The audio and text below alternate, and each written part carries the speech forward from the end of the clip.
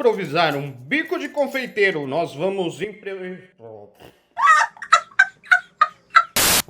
precisar de um plastiquinho, aqueles de você destaca e coloca uma coisinha dentro.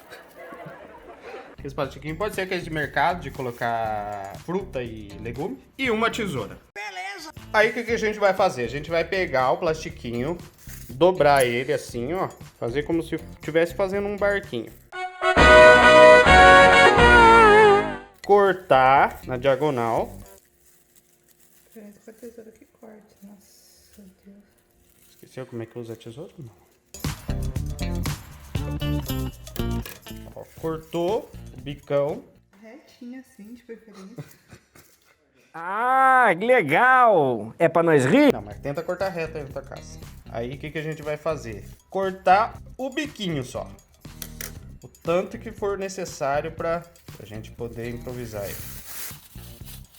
Lembrando que o pedaço fechado do saquinho você deixa pra baixo. Não adianta nada você cortar esse aqui e esse aqui ser o lado aberto. Aí você perdeu o plastiquinho, tem que pegar outro. Ora, temos um Sherlock Holmes. Aí o que a gente vai fazer? Não sei. Coloca o plastiquinho dentro de um copo, porque senão você vai tentar acrescentar as coisas aqui dentro, aí fica uma... E daí vamos colocar aqui o que você quiser. Pode ser uma massa, um chantilly, um doce de leite, um chocolate, creme, o que você quiser. Ó, daí você acrescenta a massa aqui dentro. Desse jeito assim, ó, fica mais fácil da gente manipular o nosso pacotinho. Ó, pessoal, daí esse aqui é o nosso bico de confeiteiro. Eu vou mostrar aplicando em alguma coisa. Uma outra receita que a gente tá fazendo aqui pro canal. Beleza?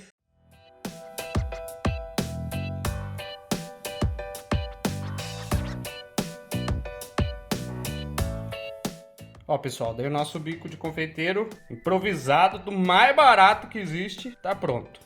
Aí ele vai sair por aqui e nós vamos mostrar aplicando no negócio. Ó, o nosso bicão de confeiteiro em ação. Essa aqui é uma outra receita que nós estamos fazendo aqui no canal, de um churros delicioso. Ai, que delícia! Mas é o nosso bico em ação. Gostou desse vídeo? Deixe o seu like, se inscreva no canal, ative o sininho, deixe os seus comentários, compartilhe com seus amigos. Tem vídeo novo toda semana. Até a próxima!